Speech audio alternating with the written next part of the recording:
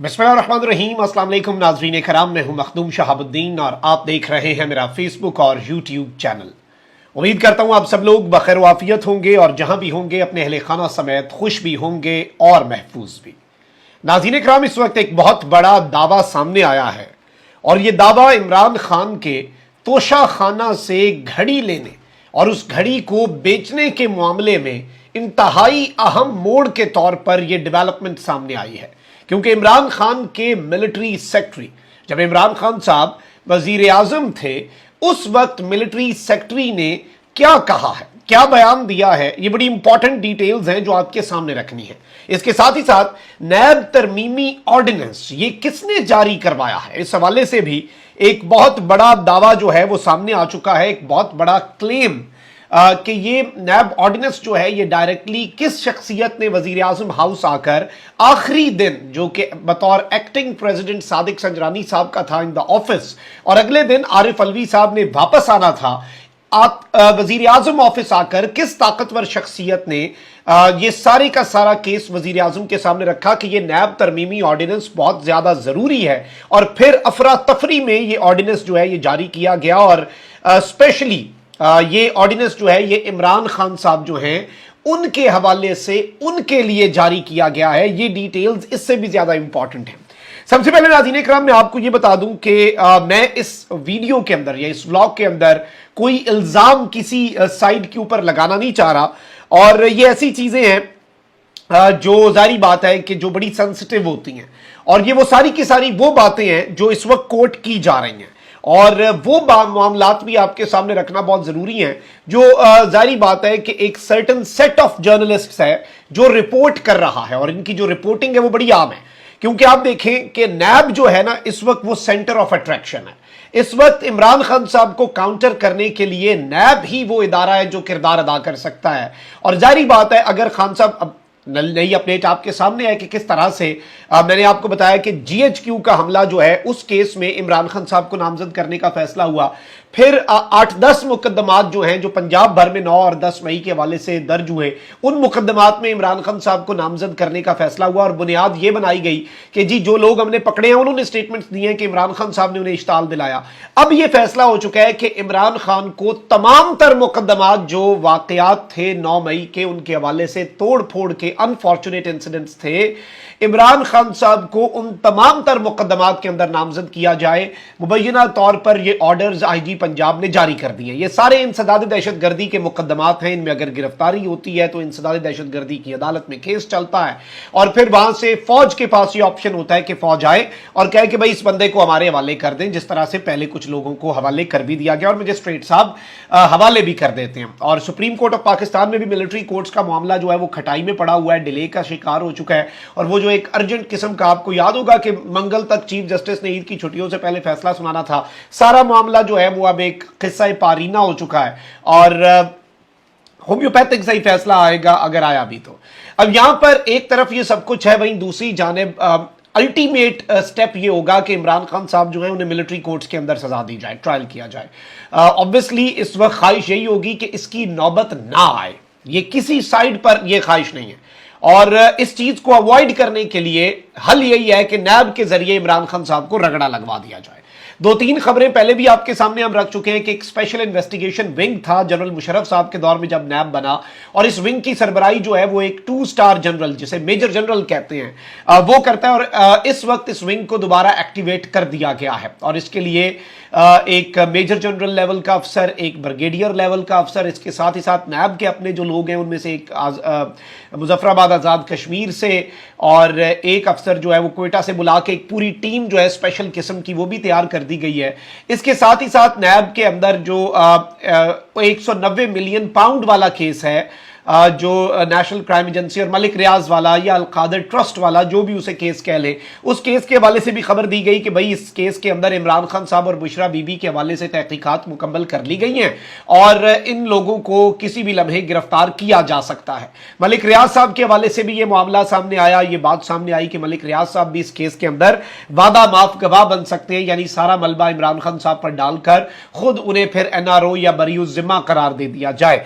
इसमें आजम खान खान जो कि इमरान खान साहब के प्रिंसिपल सेक्रेटरी हैं, जो कि लापता हैं 15-20 दिन से।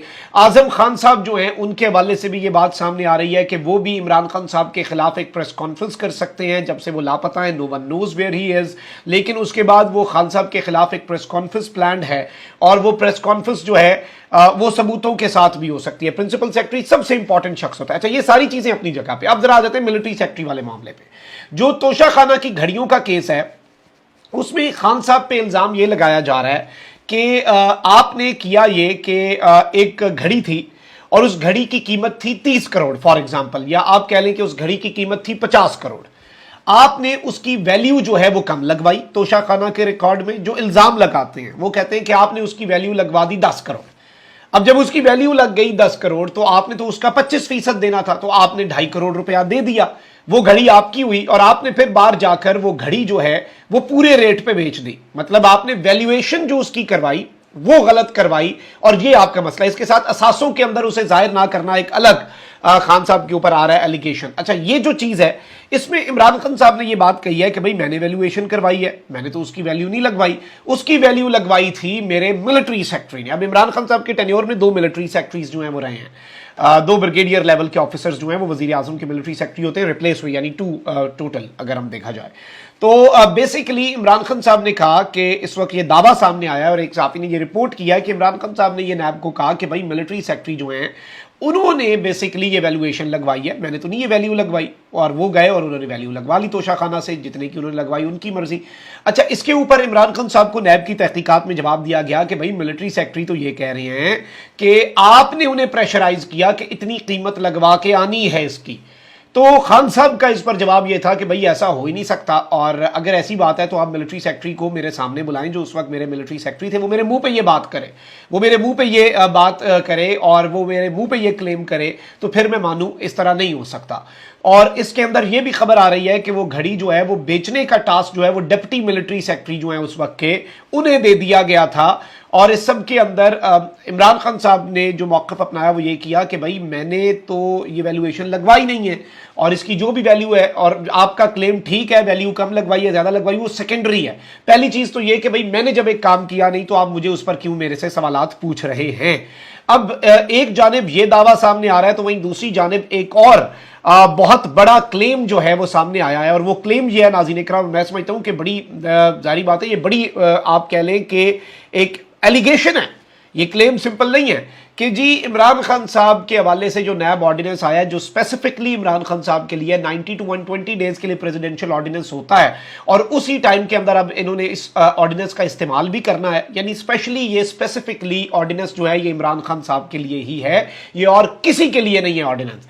अच्छा, इसके हवाले से ये बताया गया है कि जो ताकतवर तरीन शख्सियत हैं और बहुत ज्यादा इशारे किनायों में उन्होंने बात की, यानी वाजे हो जाए कि जो सबसे इंपॉर्टेंट शख्सियत है वो शख्सियत वजीर आज़म हाउस पहुंची और उन्होंने कहा कि जी देखें, आप हमें कहते हैं कि माइनस इमरान करना है या माइनस इमरान खान जो है उन्हें ठिकाने लगाना है, इमरान खान साहब का तिया पांचा करना है, इमरान खान साहब को सेट करना है, इमरान खान साहब को एक तरह से सेटल कर देना है for once and for all.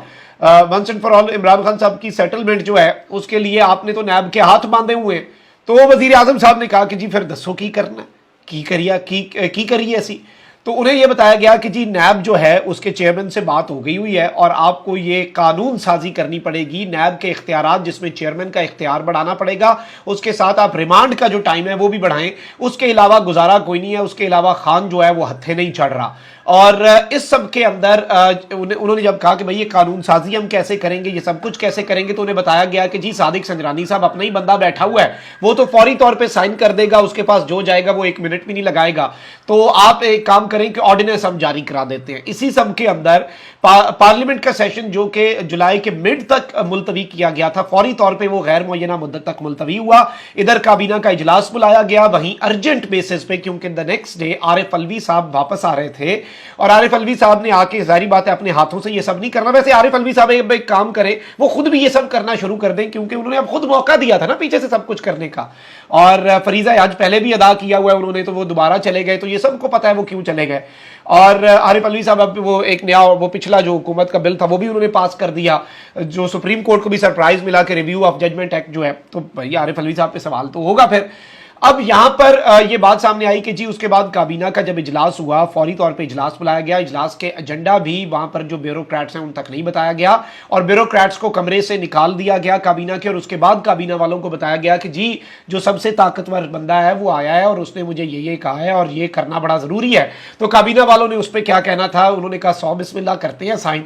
काबीना से साइन हुए, फौरी तौर पर सादिक संजरानी साहब तैयार बैठे थे, उन्होंने फौरी तौर पर उस पर दस्तखत कर दिए बतौर एक्टिंग प्रेसिडेंट, और वो अब ऑर्डिनेंस जो है वो नाफिजुल अमल है 90 से 120 दिन के अंदर।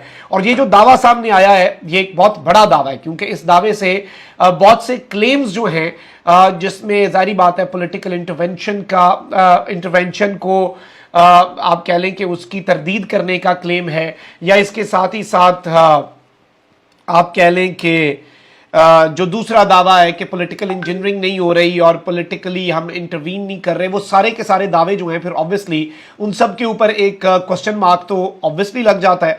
सो लेट्स सी कि अब मामला किस तरफ को जाता है, सूरत हाल क्या रुख इख्तियार करती है और इस सब में आगे चल के ये सूरत हाल क्या बनती है। लेकिन आपको मैं ये बता दूं कि मैच पड़ा हुआ है और इस वक्त हर मुमकिन कोशिश ये है कि मिलिट्री कोर्ट्स तक मामला शायद ना जाए, उससे पहले इमरान खान साहब को इतने केसेस के अंदर पकड़ा जाए, नैब के 3-4 केसेस हो उसी में कुछ महीने गुजार लिए जाएं, फिर उसके बाद मजीद बहुत से केसेस हैं, मजीद अगर जरूरत पड़ी तो फिर दूसरे और मैंने आपको पहले भी ये बताया कि बहुत से प्लान्स हैं और एक साथ इमरान खान के खिलाफ वो सारे प्लान्स लॉन्च हुए, ये नहीं कि एक ना हुआ तो फिर ये सारे तीर चला दिए गए हैं, कोई तो इमरान खान को लगेगा इस नीयत से। और जाहिर बात है ये क्लेम है बहुत बड़ा, मैं कोई इल्जाम जो है वो अपनी तरफ से तो नहीं, ये अब क्लेम अब एक साफी, और जाहिर बात है ये साफी हुकूमत के बड़ा करीब है और ये साफी जो है जिसने रिपोर्ट किया है कि भाई ये सारी चीजें हुई हैं और ये कहने पे हुकूमत ने ये ऑर्डिनेंस जारी करवाया है ताकतवरों के कहने पे। So let's see how things unfold, और आपके सामने मजीद चीजें भी रख देंगे कि मामलात कहां पर जाते हैं। कमेंट सेक्शन में राय का इजहार जरूर करें। अपना बहुत ख्याल रखें। अल्लाह निगहबान। पाकिस्तान जिंदाबाद।